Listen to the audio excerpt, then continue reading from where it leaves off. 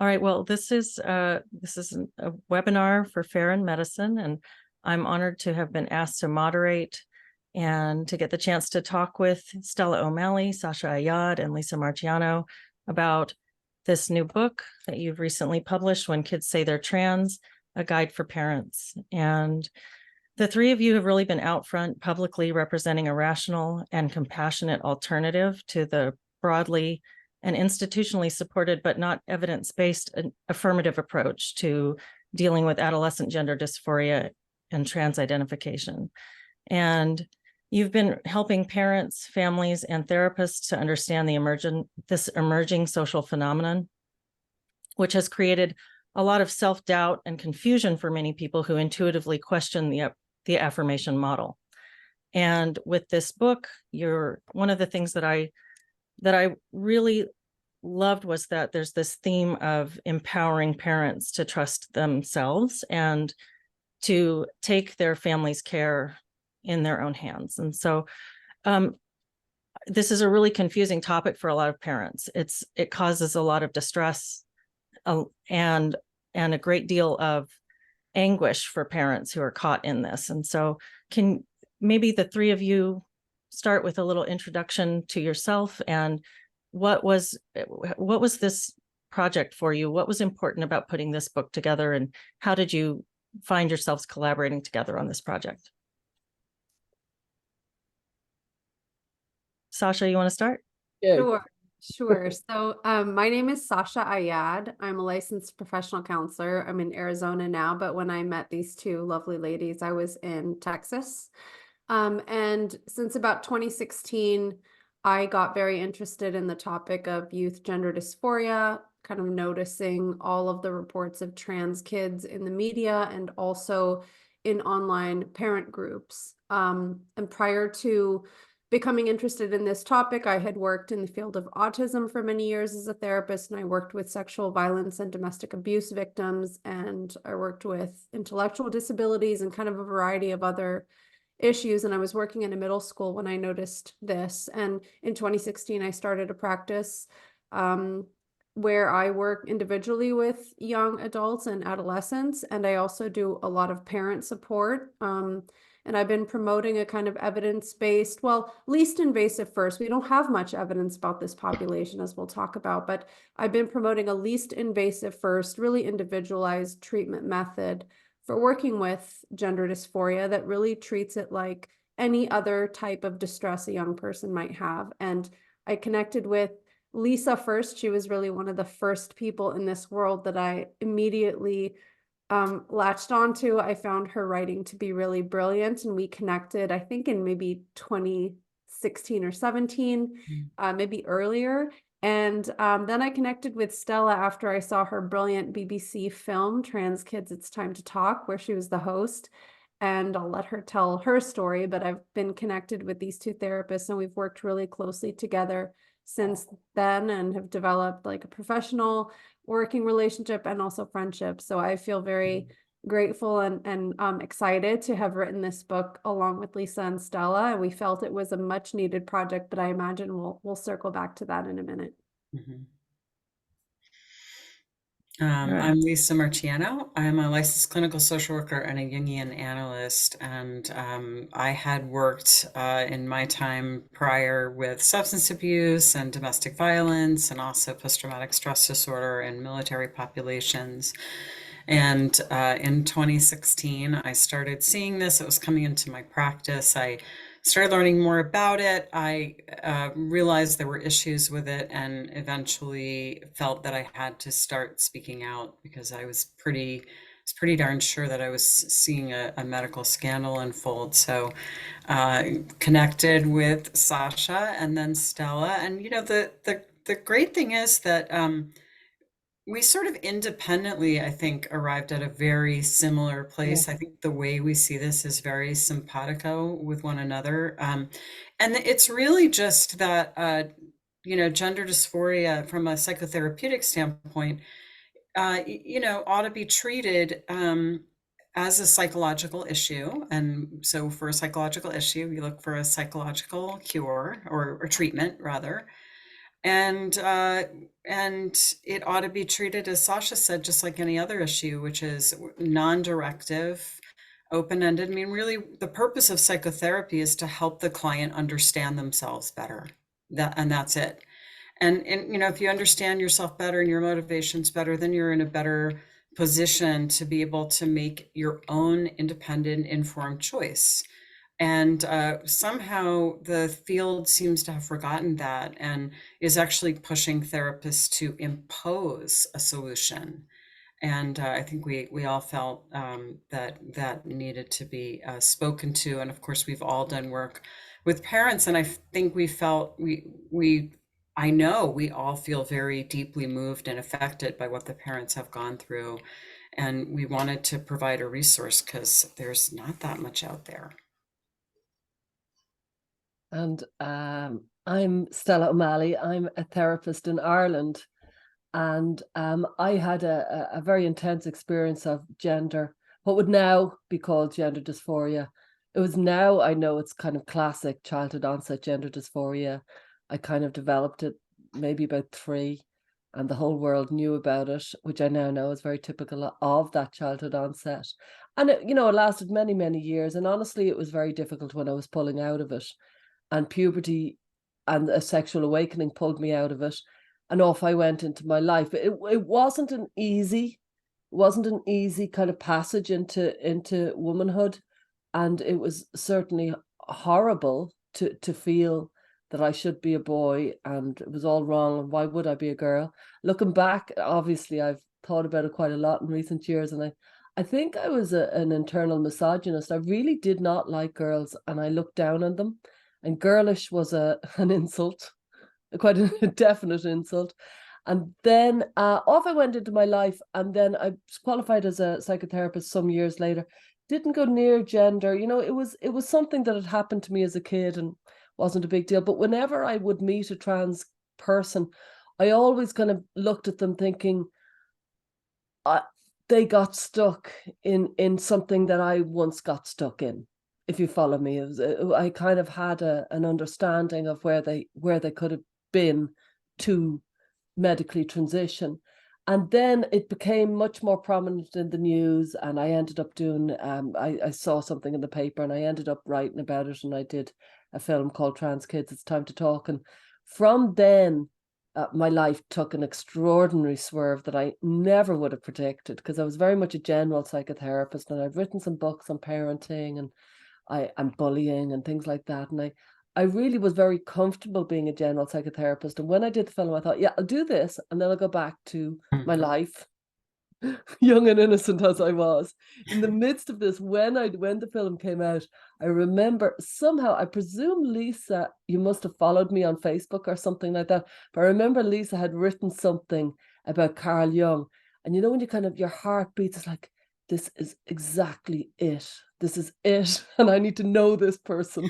I had a very intense response when I first, and then I kind of had this kind of extraordinary, Sasha was Lisa's friend through Facebook, and then we kind of got to know each other. But like you, Lisa, I feel we kind of connected because our understanding developed together in a very, very nice, psychologically kind of thoughtful way, I think it has been.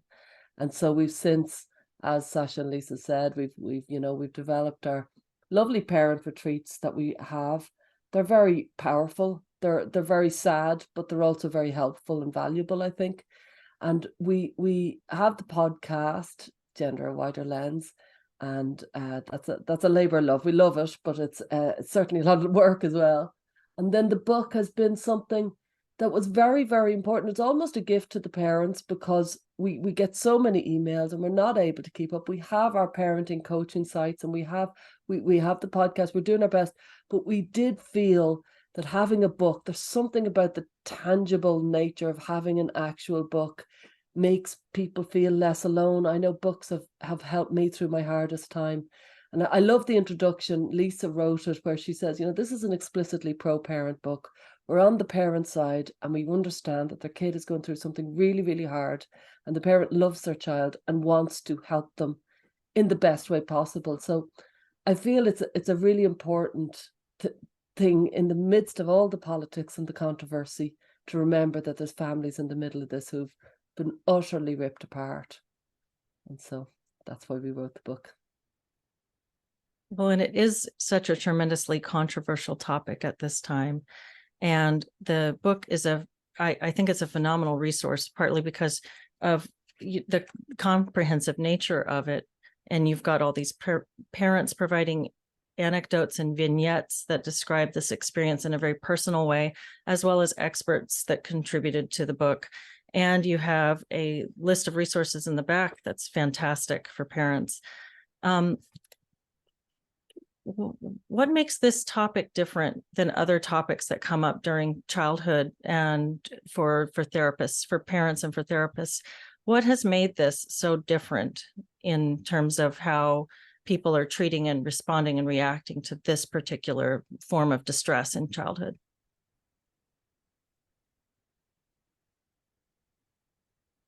Well, we talk about the exceptionalism of this particular field, and that's an important concept, I think, to grab onto, because both in medicine and in psychotherapy, as soon as you say gender, the whole approach changes. And whereas, for example, differential diagnosis is a very typical part of dealing with any issue that someone brings in. So if someone comes in and they're maybe having psychotic symptoms, one of the things a therapist will do is try to sort out, is this sort of psychosis secondary to depression? Is it schizophrenia? Is it maybe they're having hallucinations because they're in an acute bipolar state? And it matters to do differential diagnosis because you want to make sure the person gets the right treatment. In each of those scenarios, the treatment could be very, very different. So that is a completely typical thing that we do when someone comes in, and that's out the window with gender, because we're told that we're gatekeeping if we do any exploration or diagnosis or differential diagnosis. So I think it's this idea of gender, this sort of exceptionalism, that we treat it differently than we treat everything else. Yeah, I think that's right. And I'd love to add on to that. Actually, when there was a GenSpect conference recently in Denver, Carrie Mendoza presented an amazing talk about the opioid epidemic. And this is something that I've tried to study up a little bit about too and follow as well. And I think one of the aspects that prevents this differential diagnosis that Lisa lifted up here is that this is really a field which is quite patient-led. And it's almost like a consumer-driven self-diagnosis. So a lot of patients come to their therapist, not always, but a lot of times already having developed through years of like researching on the internet or watching trans YouTubers, already a conceptualization of what their difficulties are and what the actual solution is that they want. And the affirmative model of care, which Leslie, you alluded to earlier, kind of prescribes that the therapist should follow the lead of the patient, him or herself. And so when you prevent the therapist from doing that kind of differential diagnosis and trying to be curious about what the symptoms mean, and you put the patient who's already distressed by the very nature of, coming to therapy with a lot of body image issues and gender issues, you put them in the driver's seat. And, a third layer, I guess, on top of that is that this is presented as a sort of kind of a human right to access this type of affirming care. So you kind of have a perfect storm of ingredients precisely for a medical scandal where very vulnerable patients come to therapists seeking help and support. And even if they have a very strong opinion of what is the best treatment for their condition, it is really the job of the professionals, the doctors, the therapists, the clinicians, to help that person to understand themselves and have a comprehensive view of what gender dysphoria is. What does it sometimes mean? Can it be developed through a large variety of pathways? And furthermore, are there multiple ways to relieve gender dysphoria? And the affirming care model really neglects to do much of that. And could I add in, And I agree with what both of you say. As well as that, there are two theories really about gender dysphoria, and some people believe in gender identity theory. And gender identity theory, you know, a layman's version could be that there's an identity within me, and this identity should be affirmed, and it's unfalsifiable, but it's somewhere within me. Maybe it's like a soul or something, but it's innate or it's biological. And the outside, if the person wants, can be medicalized to align with their sense of gender identity within. So that's a theory, but there is no equivalent in any other mental health issue. There is no identity that you can there is no camp that is arguing that. So that placed a huge amount of pressure on anybody who works with this.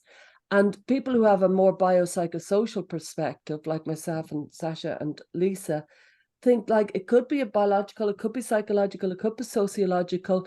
We're not sure. We don't profess to have any of or all of the answers, but we certainly think going cautiously and making sure that there's an exploratory approach towards any psychological distress is probably the most safest way forward. And so, because there's two very, very differing models, it makes for a very incendiary field, because it's like, well, which therapist are you? Do you believe in this or do you believe in that? I don't know ever before in history or now that there is any other condition that could be equivalent. It sometimes makes me think of extreme, maybe people who believe in quite extreme ideas, and how would I handle it if I had a client in front of me and they might have very extreme beliefs, and if I didn't agree with them. And working with that takes an awful lot of care and gentleness, and it's slower. And if that person is also online all the time as well, it's slower again. So it's certainly a difficult field to work in, but I don't want to frighten off the therapists, because it's actually very, very, there's something incredibly moving about working in a field where you know that you're helping people who really need a hand, that there is a lot of misinformation and, a bit of kind of psychological understanding. You can see the relief on people's faces when they get an understanding of what might be going on for them. It's really, really important. Yeah, you mentioned that online element, Stella, when people have a lot of resources that they can go to back up one side of their story or one particular narrative. And also, it seems like in this issue, unlike many other issues that afflict our children, as parents, we find ourselves up against a societal infrastructure that really backs one narrative against maybe what our own intuitive best interests of our child or the direction we think that our child should be going with this particular issue might be. And so that leaves parents really at a very disadvantageous position, where they don't have a lot of leverage in terms of influencing their child or helping their child if they're concerned about what's going on. And so one of the things that you talk about in this book is limiting some of those, or helping to mitigate some of those outside influences. And I wonder if you might want to say a little bit about that. And then also, as like a part two to that, many parents, when they're first being, this idea is introduced in their family, are being told by experts, and that trusting experts who encourage them to affirm their child. So by the time they are looking for resources such as your book or listening to your podcasts, they may already be somewhat down this road, and that puts them in a difficult position with walking back. And you have this chapter about how to row back after affirmation. So I wonder if you might want to talk a little bit about those influences, and then also about that experience of going down that road and then trying to course correct. Yeah, we've moved. It's been an extraordinary move, and it hasn't been commented on very much, where we've moved from being child-centered in society to being child-led. Mm-hmm. And when the child is leading, it puts a huge amount of responsibility on the child, and it gives them a sense of power that they're not mature enough to be able for, and yet it'll go to their head. Look at any child during a birthday party and turn into a tyrant quite quickly. or if they're my kids, they do. And but as well as that, there's been an influx, is all we could say, of a huge amount of therapists who do believe in gender identity theory and who are working to gender identity theory. And so the parent can be thinking, the child is leading the way. The child has been online for thousands of hours more than me, and so they know all this jargon and all these acronyms that I don't know, as well as that the therapist is right up there with the jargon, and I'm left behind kind of trailing after them. But one thing I do know is I know my child, and I know my child is online too much, and I can be very strong in myself about that, because I changed their nappies. I taught them how to ride a bike. I've been with them all along. And so what we try to do in the book is, one, agree with the fact that too much tech, too much online life, that virtual reality life, we all know it, most of us, well, I certainly am, are kind of fall into it anyway ourselves, because it's just so compelling. There's always something good on. And we know that nervy, slightly wretched feeling we have as adults. And the children are having it as well. And that's where we kind of talk quite a lot about how to kind of mitigating factors, but like how to get the child to kind of slowly come out from the bedroom, maybe kind of try maybe a trip with the parent, maybe try some just different hobbies, maybe go outside the box. You might end up driving quite far to go to a comic conference or something like that. It mightn't really suit you. Sometimes some parents are very at odds with the kid, but one thing they will do is they'll drive them somewhere far, for somewhere that they want to go, or go camping or something like that. But as well as that, some rules around the tech use is imperative if they're going to kind of get further. I know there was a second part of the question, but maybe one of the others can talk. Oh, rowing back. Yes, off you go, Lisa. Well, just maybe just another word about the influence. I mean, I think we've only just begun to understand, just to get a glimmer of how powerful online influence is, especially in adolescents and young people. And as Stella said, these are young people that are spending hours and hours and hours online. When the lockdown happened with COVID, I remember people saying, is this going to make it better, or is this going to make it worse? I said, it's too early to tell, but I think a couple of years out, we can all say it's made it worse, because you had these kids who just were locked in their rooms and they just spent so much time online. And parents, you probably have no idea what that's like. You just don't know what's going on out there. You may hear that your kid is on an art sharing site and you think, oh, how great.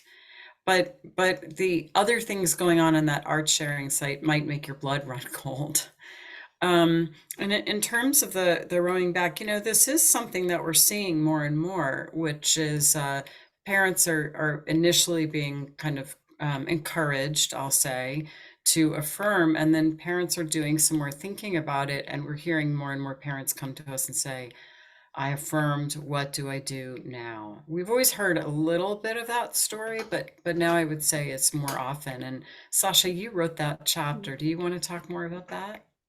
Yeah, sure. I mean, I think this kind of loops in with something we've touched on before, which is trusting your intuition as a parent, right? And the reports we've heard from families who have been encouraged to affirm often have a moment or two where the parent initially is really uneasy about the recommendation to literally affirm the child's gender, or to immediately start using a new name or start using new pronouns.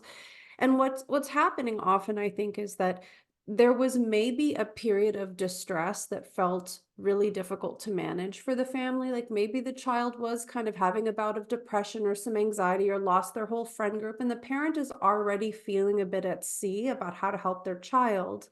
And then this gender announcement comes out of the blue, and before parents really dive in and do their research, they're just really struck by left field with this announcement.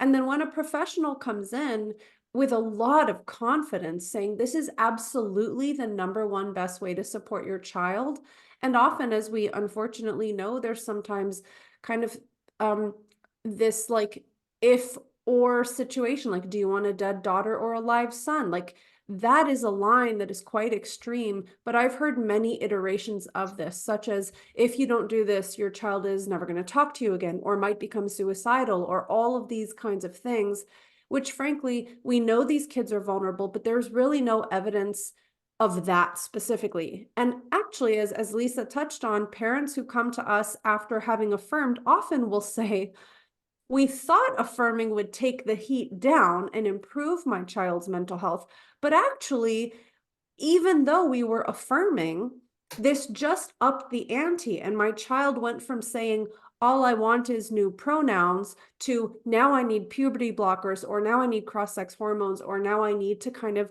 take the next step. So like we start the chapter about rowing back, just kind of acknowledging all of the different influences and forces that push families into these decisions, even when parents don't feel like it's the best choice.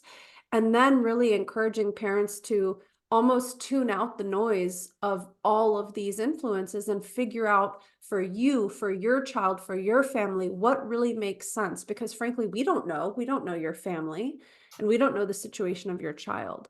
And then, once parents have really taken some time to do some journaling or reflection, or talking to someone they really trust, or figuring out what they feel is the next best step, to really start thinking about the influences in their child's life. And of course, something that's really important is that so much of this is contextual. So for example, if you have an 8-year-old or a 9-year-old child, your plan and your strategy is going to look very different from if you have a 17-year-old who's getting ready to head off to college next semester, right? So there are a lot of moving parts here, but we do encounter families that want to kind of roll things back all the time. And as a matter of fact, I think sometimes Stella addressed this, when a kid is given more power and responsibility than she's actually ready for, it can be a big relief when parents lovingly lean in and say, honey, we've gone this way. We don't think this is helping you. Here's what we're going to be doing from now on, and kind of taking the reins back of all these huge, complicated decisions. So absolutely, we see families who are able to kind of make some decisions to change the trajectory and direction that things are moving in. It's a big topic for parents and very individual to their families, but I can imagine lots of people have been down that road to some extent. And so being able to have that perspective, with also the ability to forgive themselves for having started that, because the guilt can be tremendous. So I think that's a wonderful chapter. Another chapter that you included in this book is managing conflict with your child. And I really liked the way that is framed. It's not avoiding conflict, it's managing conflict, because conflict is inevitable. And I'd love to maybe hear a few thoughts on that. Stella, I think you've talked a little bit about that. I listened to the podcast that you and Sasha did about this book, and you had some really great insights into how some of these families tend to be a little bit conflict averse. And so would you mind talking a little bit about that? Yeah, I think we all have our own idiosyncratic family, and we're in a way, when you're raising children, you're walking across a tightrope from one building to the other, hoping that what you're doing is okay, and it's a very frightening experience, and you're always kind of second guessing yourself. And then when mental health comes in, you really do feel at your lowest, and we revert to our weak weak spots, if you follow me. The way we all have certain kind of weak spots and reflexive responses. And some of us have we freeze in the face of conflict. Some people appease, some people are fighters, and some people, flee from conflict. We do work on that in the book, and we talk about how, if you can acknowledge not only how you manage conflict, how your child manage conflict, and how that kind of interacts, and just in general learning. It's a gift for life just to know your own style of kind of managing conflict. And you probably could work in it, because we can all work in it, you know what I mean? Because this isn't something like, that none of us have it really sussed. And the more that people are, because I find, because so many parents have been so badly treated, so cruelly dismissed, kind of shot on all sides, that they can feel incredibly defensive about anything. And I'm like, no, these are just human flaws that we all bring to the party. It's fine, but handy to address it. Definitely handy. There'll be certain things that you'll think our family will be the better if we address this. And fear of the child, fear of awaking the beast, the elephant in the room, I can't dare to say this, I can't dare to say that. That happens over, 1,000 steps. It doesn't happen immediately. And so you come to a place where you can't say anything. And you can think, God, 3 years ago, we weren't in that position. It came incrementally. And now we realize we're almost hostages to fortune here. We're absolutely silent. There's a multitude of subjects we're not allowed to bring up. And we're pandering to the child. And we didn't start out like that. It happened over time, and it happened in the face of an awful lot of pain. So it often happens from a place of love, but the more that the parent can acknowledge it, and that takes generosity and courage to say, we've lost our way. It's very justifiable and understandable we've lost our way, but we have lost our way, and we address it. It does take an awful lot out of you. So if you're not up to it, give yourself a break. Think, I will do that. That's for the future me. But it is really worthwhile addressing issues such as that. Yeah, I mean, I think that, as we like to say, it's not really about gender, right? So whatever the kid is doing, it's actually a communication about something else. And this is the way we think in psychodynamic psychotherapy. Sort of one of the truisms about psychodynamic psychotherapy is that what it's about is never what it's about. So someone walks in and says, my wife is, really difficult. It's like, okay, well, I'm sure there's some validity to that, but what's really going on? Mm-hmm. So it's a little bit like that when there's gender in the family. What is being carried by gender? What symbolic communication is the child's gender carrying? And can we get curious about that? And sometimes I think that focusing so much just, on the kid's gender, the kids focused on gender, the parents focused on gender, and then it becomes the kind of battleground for all these other conflicts. Mm-hmm. And there's so much in here about power. And a lot of these kids get a lot of power by becoming trans-identified. I mean, some of these kids, I've heard stories where, medical professionals or therapists or school administrators are sitting on one side of the table with the kid and the parents on the other side, and the professional says, you need to acknowledge, that your son, and start using his name and pronouns, and the parent is kind of shamed and coerced in front of the kid. So there's a real loss of parental authority, and the kid has an extraordinary amount of power. So much of these conflicts kind of boil down to a power struggle, and you have to be very careful as a parent about getting into a power struggle. They're generally not very constructive, and you have to kind of assess what can I actually enforce here, and do that, fairly unapologetically. And there may be things that you can't change, and that may be, depending on the age of the child and that kind of thing. It may be heartbreaking to say, you know what, this kid is doing this. I don't think it's the best thing, but there's nothing I can do, and so I have to let it go. And because otherwise you're just in a sort of a futile and frustrating power dynamic that just keeps the conflict going. That picture you paint of the teacher, the therapist, and the child on one side of the table and the parent on the other, whether it's literal or metaphorical, it feels that way for a lot of parents right now. And this entire process, this social phenomenon, has felt very anti-family, and it has felt like there's a real threat to parental authority. And one of the things I really enjoyed about the book was how much you are empowering parents to trust their own intuition, as I said at the outset. And so sometimes there are going to be ways for families to work within their own family without resorting to expert help. But a lot of families really do want that and need that, or feel that they need that support from outside. And right now, parents are scared to go to therapists because this is happening across this field. We're seeing a lot of a lot of this is coming from therapy sessions. A lot of people with stories about how this came up during therapy. So I appreciated that you included some resources and some ways for people to sort of feel out support personnel or supportive individuals that they might want to enlist in this work with their child. Would you like to maybe say a little bit about some tips and some advice you'd give to parents who want therapists to help with their children?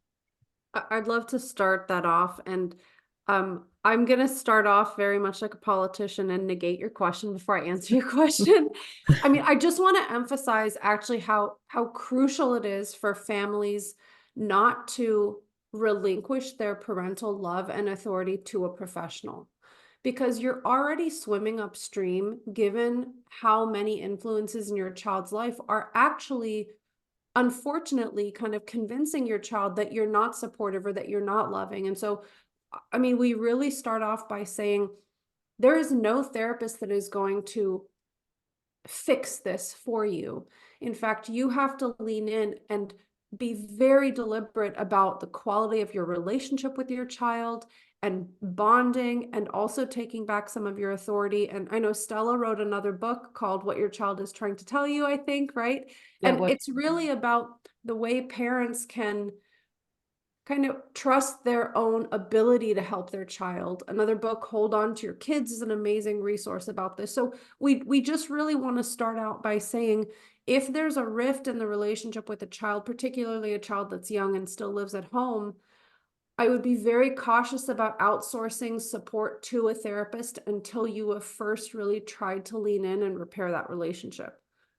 That being said, there is an organization called Therapy First, which was formerly called GETA, the Gender Exploratory Therapy Association, which some of you might have heard of, which we started along with several colleagues to kind of connect like-minded clinicians and offer a directory for parents and dysphoric individuals who are seeking out support. So these are therapists who kind of believe in our mission statement, which is basically, as Lisa said, psychological support for a psychological issue.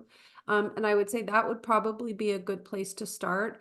And parents should be concerned about therapy, like leading their child kind of in an unhealthy direction. And one kind of example I often give is, if every time your child has therapy, they get grumpier and meaner and ruder and more distant from you, that's a bad sign. If anything, therapy should help, unless there's like severe dysfunction in a family or abuse or something, therapy should help a family to, you know, develop more cohesive relationships. While, of course, you know, teenagers vent about their parents, that's very normal. But that should not be the pattern, that therapy is further distancing your child from the family.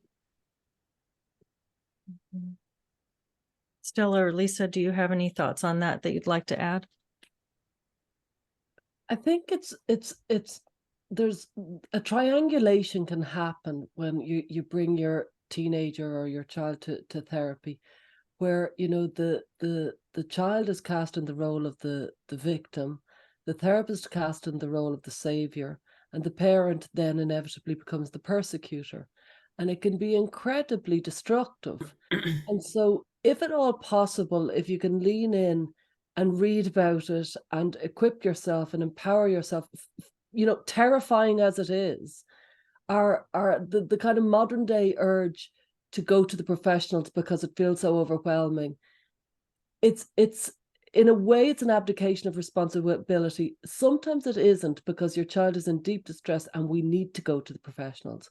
But sometimes parents are frightened, they're disempowered, they're de-skilled, and they think, I'll just get anybody other than myself. And so just to be very wary of that triangulation that can occur, because it can really create a huge rift within the family. It can really break the parent-child trust and the parent-child bond. So I say that as a therapist, and it's kind of, it makes it a very complicated message, but we are genuinely, as I said at the beginning, we're pro-parent, and we're very aware that the world we're living in has become, you know, diagnosis creep has happened. There's a kind of victim oppression power thing that's going on culturally. There's so many elements that have kind of put together this kind of therapy culture that I can't wait to read Abigail Schreier's book, Bad Therapy. I think we've lost our way as a profession in many ways. A lot of us know it. And of course, there's some brilliant therapists. I've gone to some brilliant therapists, but it is something that feels quite fraught these days. And I think checking in with the child, making sure that you're checking in with the therapist, making sure you're part of the experience. I often think family therapy is much more productive in this scenario than here's my kid, sort them out. I'm way over my head. Well, right, because sometimes the kid is what we call the identified patient, right? The kid with their distress and mental health issues is carrying some kind of dysfunction that's in the family. And like Stella, love what you said before. It's like, yeah, all of us who are well-intentioned, loving parents, we sometimes make a mess of things, and like every family is going to have some dysfunction. That's nothing to be ashamed of. But if you too much are like, all right, you go get sorted, then where's the kind of self-reflection about what's happening in the family? And I think somewhere in the book we say something like a kid's declaration of a transgender identity is a chance for the family to reflect. And also I just want to say, as a therapist, it is so easy to kind of take a patient's side. So these therapists who are listening to these young people and affirming them and validating them, and, oh yes, your parents sound really transphobic. I mean, I understand that, because in some sense it is our job to really empathize with the person sitting across from us. And this comes up for me in all kinds of areas. For whatever reason, through the years, I've had a lot of people come in and say, I think I need to leave my spouse. And I always have to just remind myself, Lisa, don't just, co-sign that, because not because I have a dog in the fight and I don't think the person should get divorced, but it's not a good process to say, you are right, that guy sounds like a jerk. And what I want to do is I just want to keep the space open. I want to create the space for the person to have a process that allows him or her to gain clarity, not certainty, but clarity. So it is always a seduction to just kind of collude with the story the patient is telling themselves. And so I know that happens with these kids. They're usually incredible kids. They're bright, they're compelling. They come in and they've got this story. Their suffering is genuine. And it's very easy for me to imagine that the therapist who maybe is not totally savvy to this is convinced within a handful of sessions, like, oh yeah, this is true for this kid, and oh man, those parents sound terrible. So it's kind of goes with the territory. Yeah, and I think I'd love to just add one quick thing, particularly when there is a conflict between child and parent about the trans identity. The therapist gets cast by the patient in a role. So if there's anything that I say as a therapist that even slightly mimics or reminds the child of something their parent has said, it's very challenging to kind of build that rapport, because it's like, you and my parents both just don't get me, right? So everything that Lisa said is so true. And there's a really important kind of fine line between truly trying to understand the patient and where he or she is coming from, and really empathizing with their experience, while at the same time not rubber stamping the conclusions that they've drawn about like what it means or what they have to do next. So it is a fine balance, and it's very interesting work. And if there are therapists in the audience, we would definitely encourage you to check out Therapy First, that organization that I mentioned earlier, where we have lots of resources for therapists. We have peer consultations. Lisa can speak a little bit more about it, but it's really rewarding and interesting work. It is. Yeah, we have 2 peer consultations a week. We have a monthly clinical case conference. There is a private community where there's a lot of very supportive chatter. It's a lovely community, and you can put your name on a forward-facing directory, but you do not have to. So you don't have to be quote unquote out to join therapy first. I love that you, as you are talking about this, you're offering compassion for everyone involved, parents, the children, the therapist, everybody involved, where there's room for course correction and for understanding ourselves and our processes and understanding this phenomenon as we come into it. So I think that's really lovely. And for parents in particular, I think it would be difficult to overstate how emotionally difficult this can be and how overwhelming and sometimes devastating this can be for parents. And whether it's having a child come out to you as trans as a young kid and not knowing how to navigate that, or being down the road somewhat, or having an older child who is now estranged from you, or you're feeling alienated in that relationship. And could you say a few words about self-care for parents who are finding themselves in this dynamic? Yeah, we found it was very, very important that we put in about self-care, because there's almost an arc when your child first goes into mental distress. You're in emergency mode, and rightfully so. Then there comes a shocking realization that this is a long game. And if I'm to be the right parent, I need to look after myself. And it's a harrowing moment, but it's also incredibly important. And there's good news in it, because if you start caring for yourself, you on some level come back to kind of reasonable thinking. If you stay out in the kind of outer edges of emergency thinking, your ability to connect with your child, your ability to respond in a way that would be helpful is really diminished. So we write in the book that it's imperative you look after yourself. And I know some people will be like, oh, that's another thing I have to do, and I've no time to do it. But there is good news in it, because it might just mean, you know what, ring an old friend, renurture a few old friendships, make a point of joining the choir. And yeah, you might miss loads of nights. Who cares? You know what I mean? It's kind of being gentle with yourself and allowing yourself the long walk back, because you've probably really lost yourself in the midst of it. It's very easy to do it because it's such a terrifying and disempowering and awful position to be in.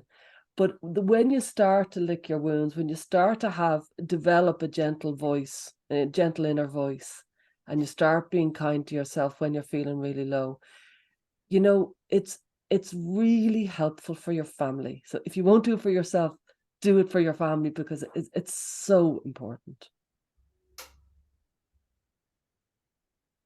Yeah, I think one of the things that comes to my mind when I think about this, and Stella really sort of pointed out the similarities between being a parent of one of these kids and being in a family where there's substance abuse, is the Serenity Prayer, which is typically associated with AA, but some version of that is even much older. And for those of you who don't know, it's give me the strength to change the things I can, the serenity to accept the things I cannot change, and the wisdom to know the difference. I guess it's the courage to change the things I can, the serenity to accept, and the wisdom to know the difference. The third one's the hardest, but I think that is a lovely thing for a parent to carry around. Because if you have a young kid, an 8 or 9-year-old, and 10, 11-year-old, a 12-year-old, there is a lot you can change. And it might take courage to do it, especially if you're, aversive to conflict. But if you've got a 17, 18, 22, 25, 30-year-old, there's probably a lot you can't change. And then you're going to have to cultivate that serenity. So I think that's important for self-care. I think that's really beautiful and a nice reminder. Yeah. We have a number of questions that have been written in by people who are watching right now, and I thought we might go to a few questions here.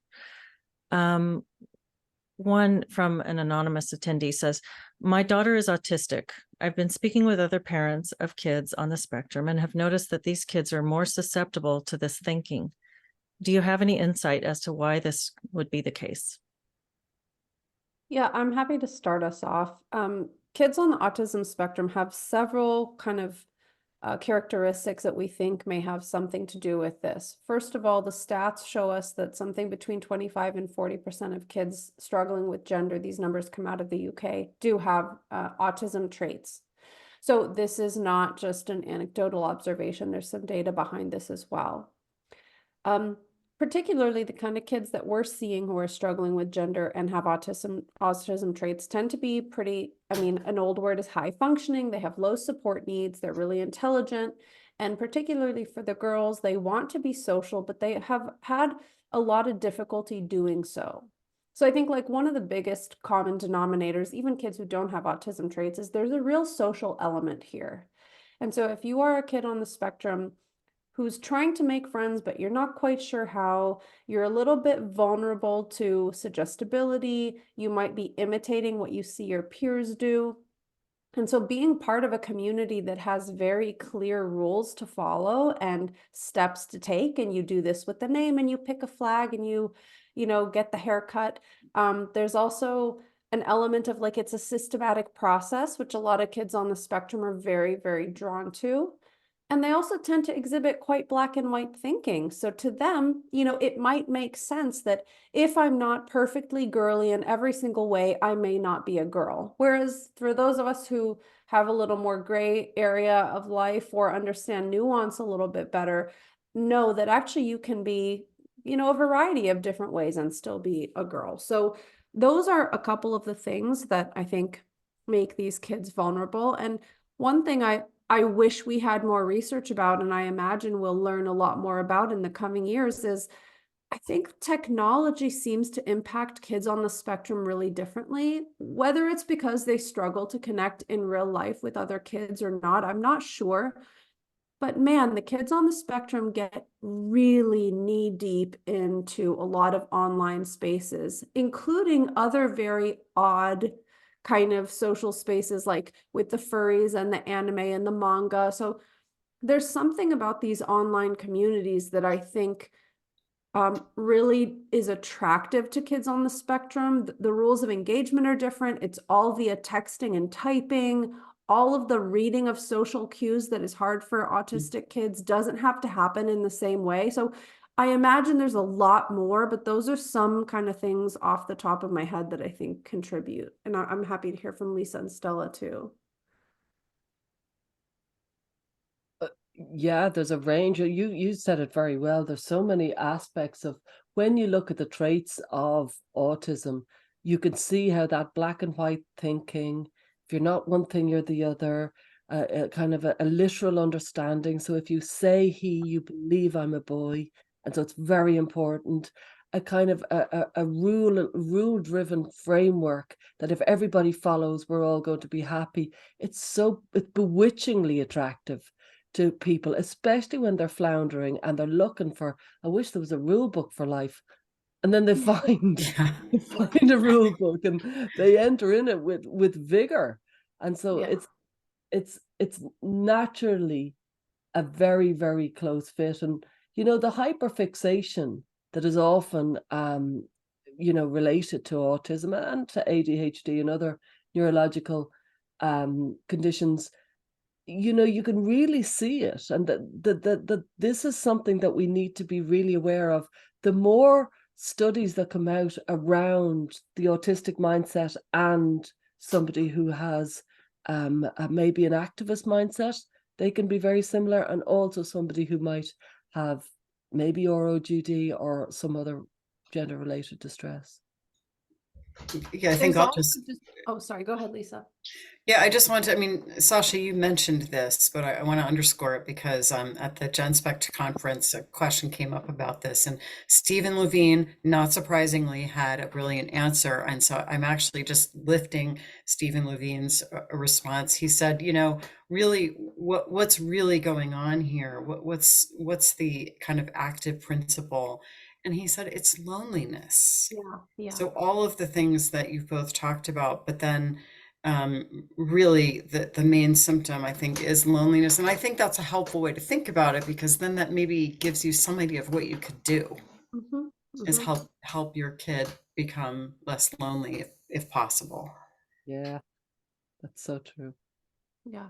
There are also sensory issues which can make a person feel disconnected from their body, which is a very common, like, if you don't feel like you fit in your body, maybe you're trans. And also, I mean, I worked in autism before I worked in gender, and those kids tend to be very gender nonconforming to Yeah. begin with. So there are so many reasons that I think we're seeing this overlap.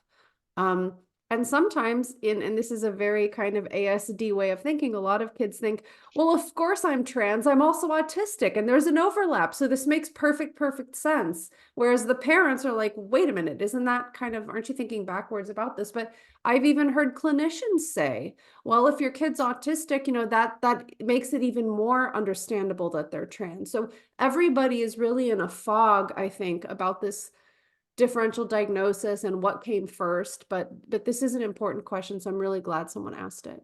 Yeah. Thank you for all those insightful answers. And there's well, we have a number of other questions. Here's one from another anonymous attendee that says, can you be sure to address how parents and families should respond to trans kids who are over age 18, in particular young adults in college or shortly after? Ugh.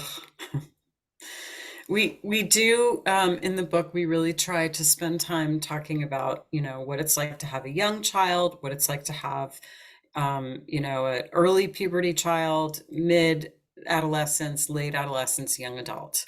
And, you know, I think it's so hard once a kid is 18 or even just like 17, creeping up on 18, because as I mentioned before, there's really not a lot you can do. The only influence you have is going to be the influence based on your relationship with your kid.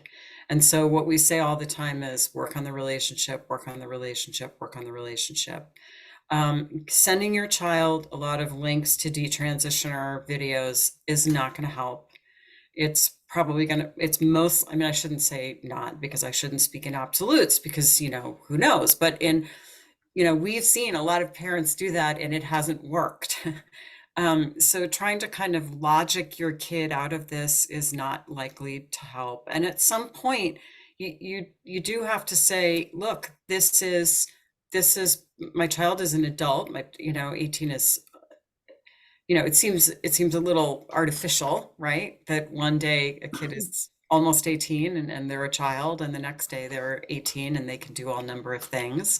But in our culture, that is the way it is. Your 18-year-old is an adult and can make their own decisions, and they may make some very bad decisions. And in some sense, you might just have to buckle in and let them make their own decisions. And I would say, you know, take care of yourself, and to the maximum extent possible, work on the relationship. Yeah. You know, one of the things that parents often find is like there might have been this walking on eggshells feeling for several years, and then the college time comes up and everyone starts to panic, and then they do like what I say is throwing spaghetti at the wall. Like, I'm just gonna bombard them with links and talks and long diatribes about gender hormones, and I mean it becomes this huge thing. And I think Lisa's right to focus on the relationship. I mean, if there are ways that you can decrease the likelihood that your child's going to leap headfirst into hormones, I think there are some things you can think about. For example, certain universities have, you know, like a gender clinic as part of their campus and will support kids transitioning financially and all of these things. So it's worthwhile to do a little bit of research about the type of campus that your child may be going to.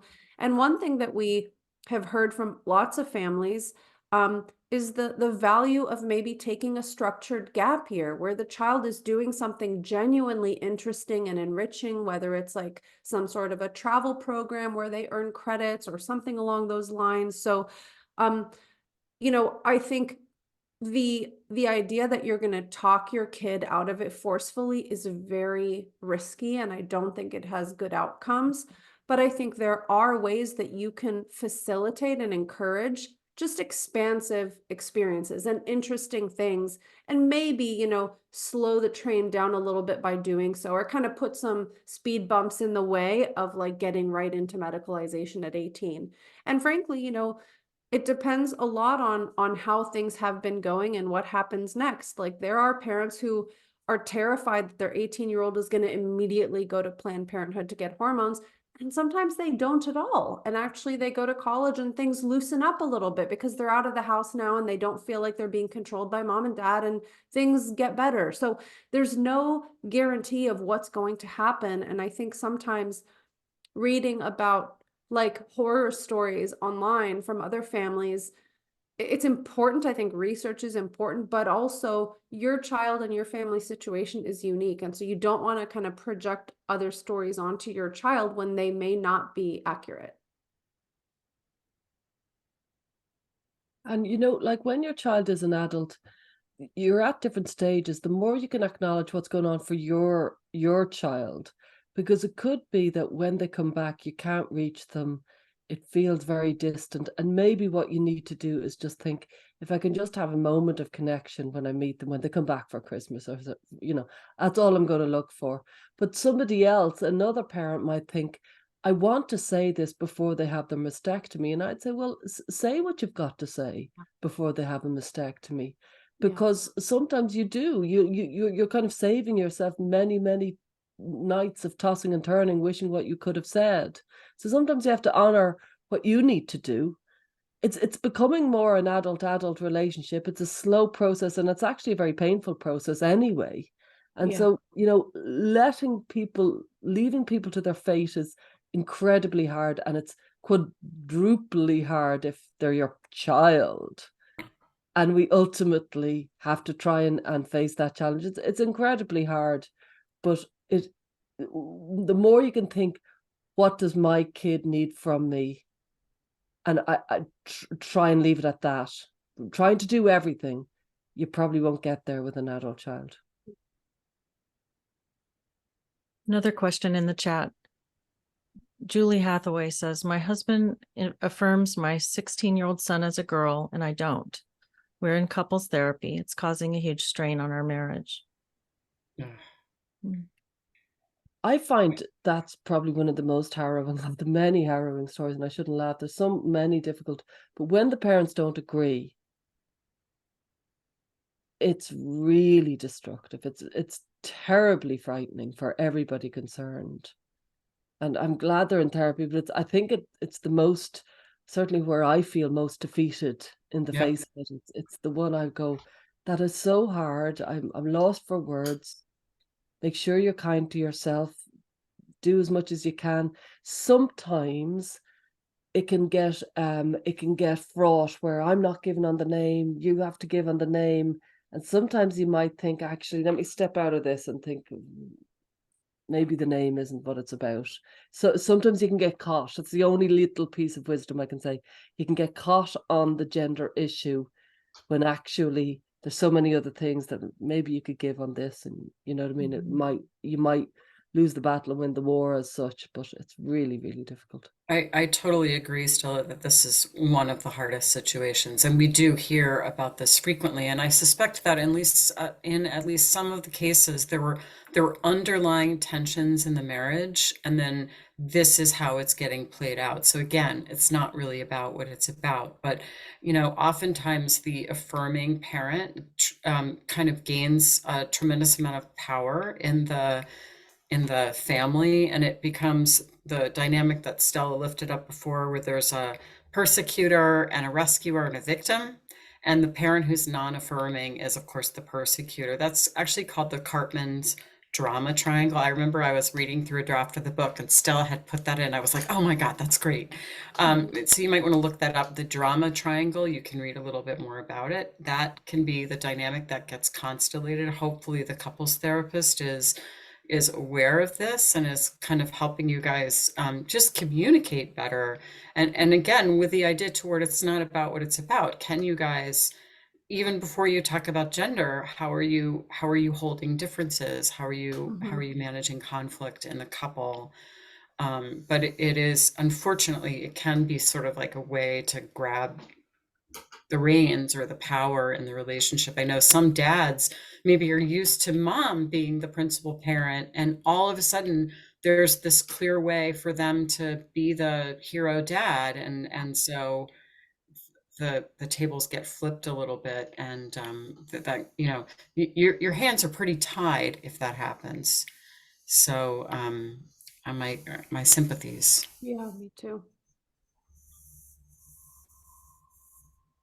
Now here's a different question. David in the chat says, what if it's argued that it's exceptional, like sexual orientation has become, to the extent that it's not seen as a pathology? With my child and colleagues, the issue of gender dysphoria is compared to how homosexuality was once seen as a disorder. I end up asking why I'm the only one who is confused here. So that is like this major obfuscation tactic. And I guess, you know, the quickest way to answer it is yes, but you don't need invasive medical treatment to be gay. We're saying that this is not a pathology, but then we're seeking medical treatment for it, and quite invasive medical treatment for it. So I don't know if you guys want to take a swing at that. Well, I would, lift exactly that point. If you could be trans without taking medical treatment that will weaken your body and it will impair your sexual functioning and, you know, impair your fertility and impair so many other aspects of your organs, your bones, your heart, then be trans, you know. But when you want to medicalize your trans identity, now we're going into a different, you cannot compare that to sexual orientation. That's the point. If you were just declaring you were trans like you were gay, frankly, I think very few of the parents would be here today. Do you know what I mean? So that's where I would discern the difference between, okay, you be trans, it's medicalizing your identity is where the parents are distressed. And the reason why is because it weakens the body. And so that's where I'd kind of zero in on that. Yeah, and I mean, I'd love to also add that it was well understood up until like 5 minutes ago that gender-related distress was actually often a temporary aspect of consolidating a gay or lesbian sexual orientation. So in fact, these things are in direct conflict in a lot of cases. And I would say another issue is that when you are encouraging a trans identity, you're often encouraging a fantasy of something that can actually never happen. Yeah. So if a trans identified person says to you, you know, I am well aware 100% that I'm biologically female. I know I can't become a man. I understand that I can change some of my traits, but there are medical trade-offs. And I know that some people will never see me as a man, and I'm still choosing to move forward with this process, right? That's a very reasonable position, actually. Yes. But what a lot of trans identified young people are coming to the table with is, I want to get out of my body. I hate myself. I have to become this new person. And only when I've transformed into this new person can I be happy. And if we rubber stamp that, we're rubber stamping actually quite a pathological escape mechanism that the person can never achieve. So I just have a real issue with making people buying into something that isn't real and isn't realistic and isn't reasonable, that is actually not achievable. That to me actually feels very cruel to kind of support that, because it's not true. So there's a way to be trans identified and have a very realistic, reality-based grounding and understanding of what the limits are of going down that pathway.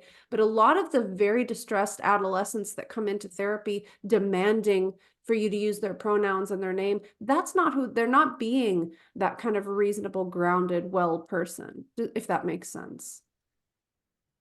That's really well said, Sasha. I completely agree. Mhm.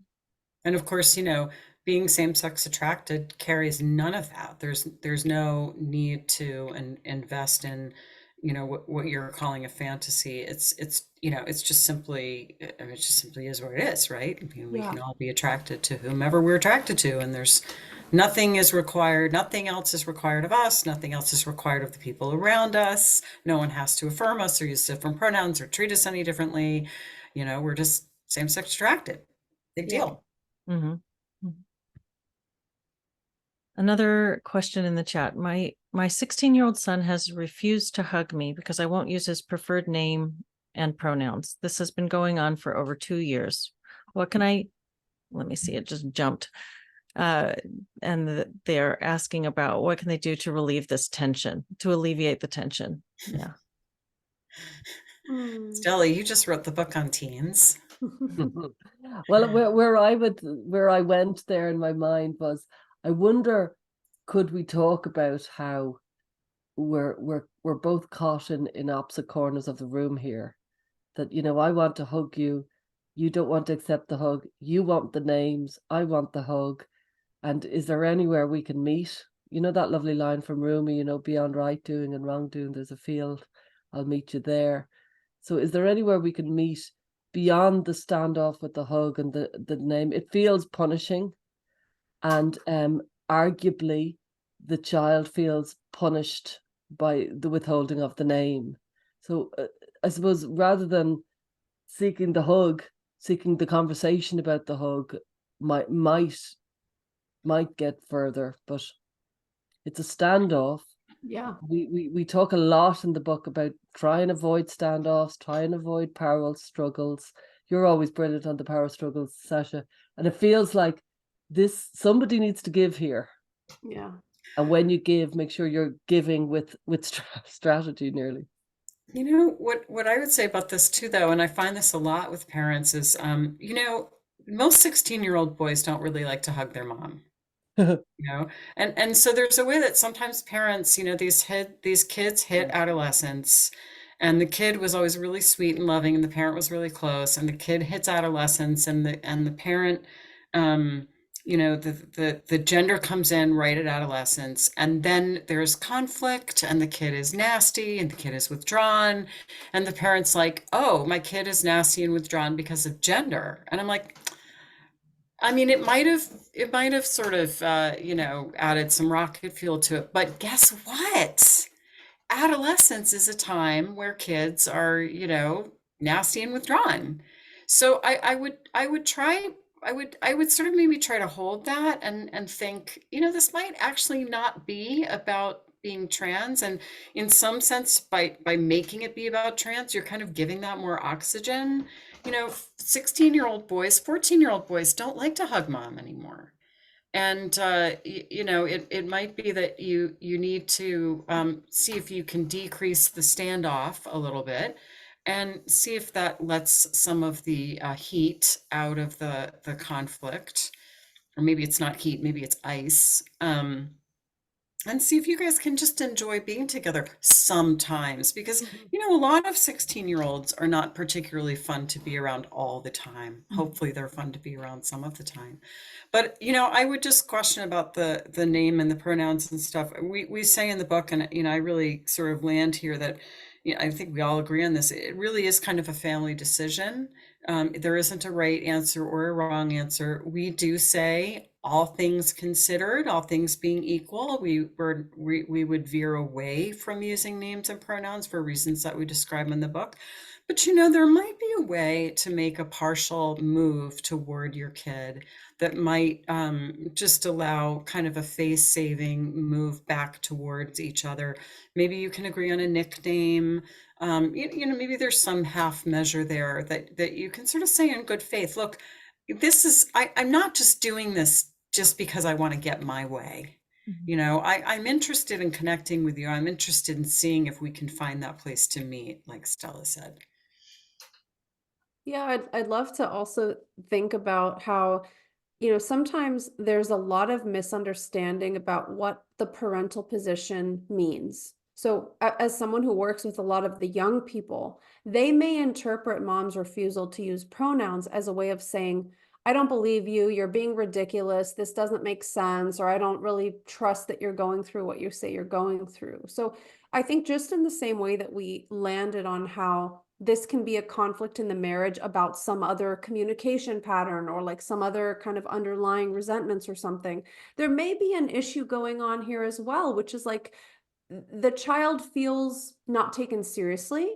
And of course, you're not going to take everything your 16-year-old child says or does literally, but you want to take the distress seriously. So there may be a way that like this whole gender thing creates such an unhealthy communication pattern that everybody feels very misunderstood. So it might be valuable to just kind of reaffirm for your child, honey, I love you. I believe you. I know you're really going through this. Can I share with you why using this pronoun feels inauthentic to me or something like that? So, like Stella said, let's talk about why this is hard for us. And it's a great point that Lisa brought up, that this may not be just about the pronouns. It may just be like, I got a 16-year-old son and he's doing that thing that 16-year-olds do. And I'll also add in the Middle East, little boys hug their mom until they're like 40. They'll still be hugging their mom. But yes, I totally get what you're saying. That brings its own problems. Just to add to that, Sasha, I just want to say, another thing I might say to this parent is just picking up on what you said, Sasha, just try listening. Just maybe go to your kid and say, you know what, we've gotten stuck in this place where, like Stella said, I'm in one corner and you're in another corner. And I realize maybe I haven't really been a good listener. And I'd like to hear more about your experience, about what this means to you. And then really listen, that kind of active listening, which can be very, very hard to do because your kid's probably going to say a lot of upsetting stuff that you don't agree with. But what you want to do is you want to just listen. And that might be a way to kind of bridge the gap a little bit. We probably only have time for one more, and I wish we had time for several more because there's so many good questions here. It's hard to choose, but I'm going to choose this one. Linda Fusco says, my 16-year-old told me she was transgender 3 years ago. Last year, she said she had been indoctrinated through the internet due to feelings of internal misogyny and is actually a lesbian. She is a sensitive, gifted child, and I'm terrified about if she will shift back when she goes to college in 2 years. We can talk about everything except this. Can you discuss what internal misogyny is? Wow. I'll start this one off. It is a remark. Oh, so a lot of parents ask me about desistance, right? So I think this would be an example of desistance, which is when a young person has a trans identity for some time and then stops having that trans identity and reverts back to their birth sex without having gone through any medical interventions. And I think sometimes kids desist just because life gets full, they kind of shift seamlessly into a new kind of peer group or a new identity, or they go more in the goth direction or something like that. And they haven't explicitly denounced the identity. What this mom is raising, I think, is very interesting. It's a kid who has thought a lot about why she had a trans identity and has pieced together a story about how influences shifted her thinking and how she's now in a place with more clarity. So if I had to guess and bet money on it, I would say this kid is probably in a good place. Now, there's usually a risk that you go from one kind of political identity group into another that can have its own challenges.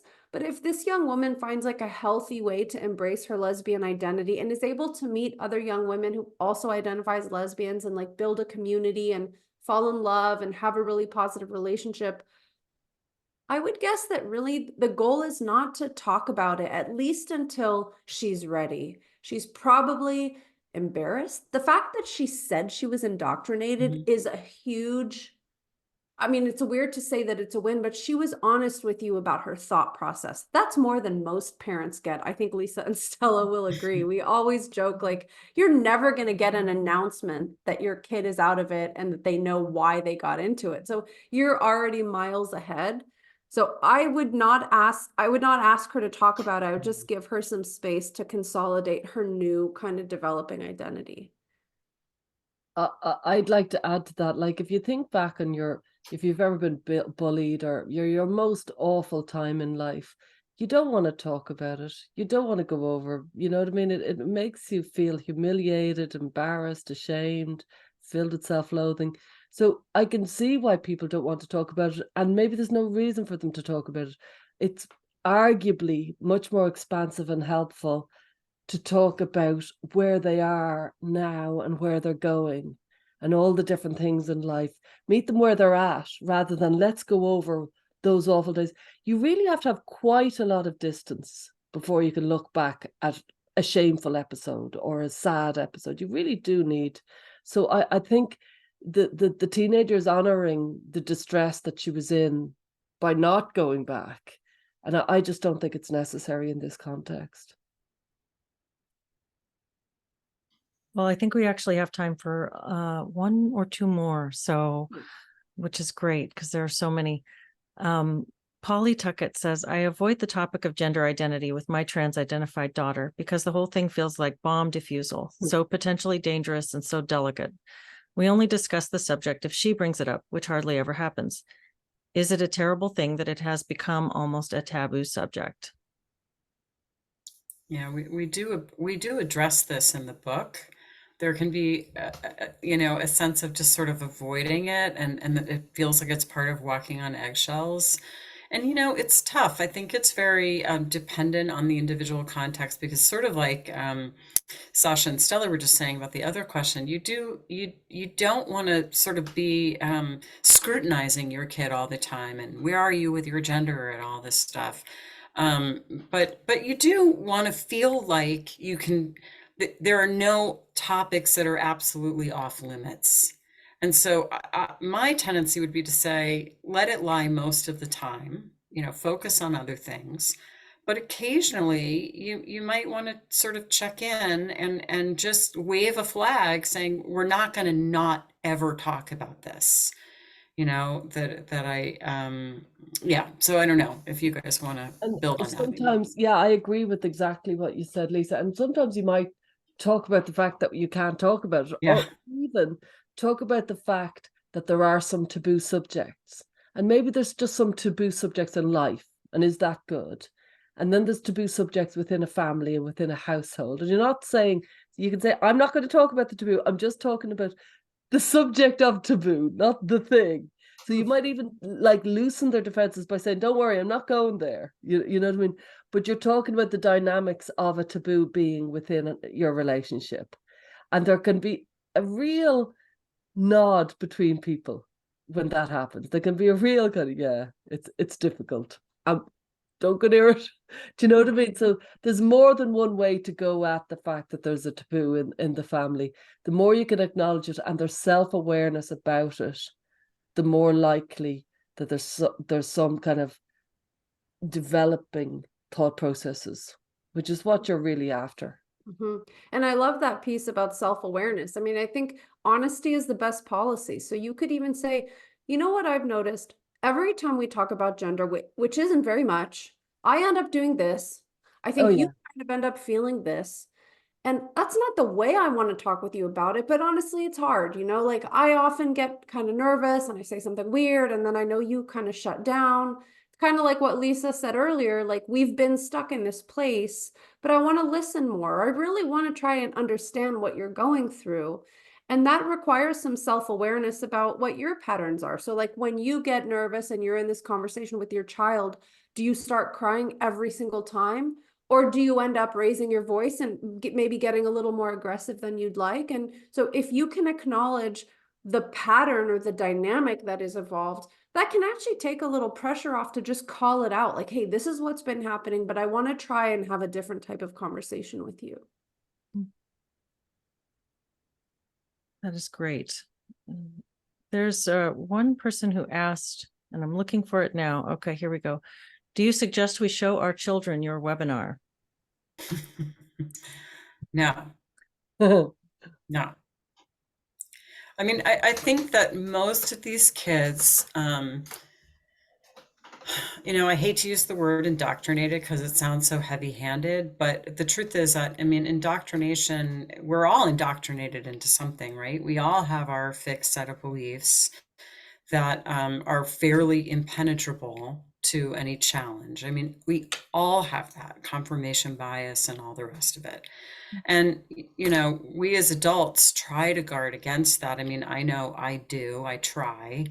But when you're a young person, you are not even probably aware of how much you're in a kind of intellectual or cognitive silo. And you don't have any real there's no impetus to try to get out of it. So you have these beliefs, they're doing something, right? These beliefs are carrying some kind of water for you. They're a defense against something, perhaps. And so you don't want to give them up. And what happens when someone says, well, but did you know that they think the detransition rate possibly could be as high as 30%? You know, what it does is it creates cognitive dissonance, because it's like, wait a minute, that's not what I was told. And when we experience cognitive dissonance, not just kids, but all of us, we tend to double down on the false belief. Yeah. So that's why we say to parents, be very, very careful about, you know, sending your kids links or trying to argue with them or presenting them with, you know, some kids will say, my kid is so smart. My kid's a really sciencey kid. I'm sure if I just show her the papers, she'll understand. No, it doesn't, you know, some of the most intelligent people are the ones that get the most stuck in these kinds of belief systems, because they can sort of rationalize anything because they're really adept at doing that. So I would say stay away from let me just get the right information to you. That is usually not going to help, and work on the connection and the relationship.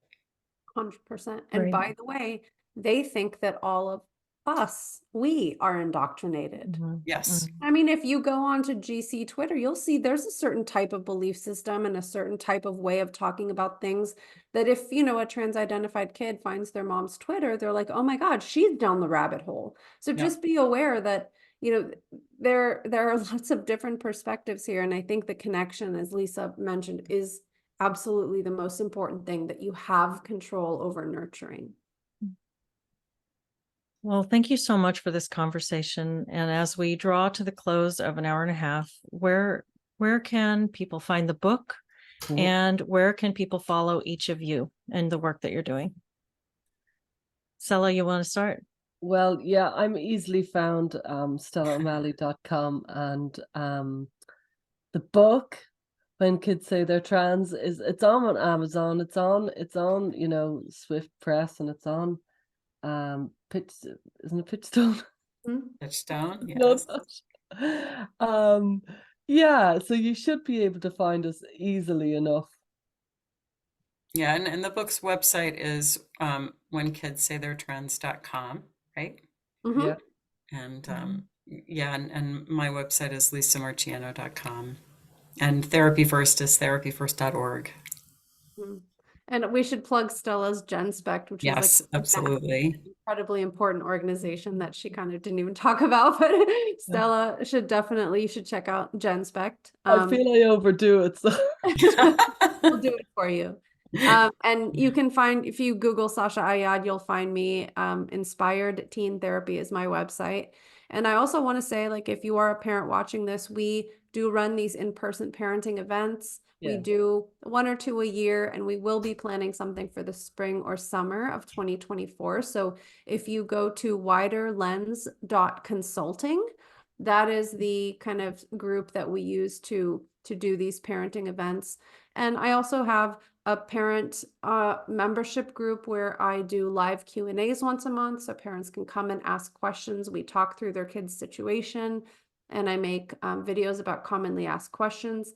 And yeah, I hope that we will get to see some of you in an in-person event one of these days. Mhm. Well, it's been an honor to have the opportunity to talk with all of you about this book and about the projects that you've all been working on. I think it's such a brilliant contribution to this field and to the understanding of parents and therapists. And thank you to Farron Medicine for hosting this webinar. And thank you for giving me the opportunity to moderate. And I'm Leslie Elliott. You can find me on YouTube at the Radical Center. I'm a coach and consultant in private practice in Washington State. And I have really enjoyed this conversation. Thank you, ladies, so much. Thank you Thank so you. much, Leslie, and thank you to Carrie and everybody at FAIR. We appreciate it. Yeah.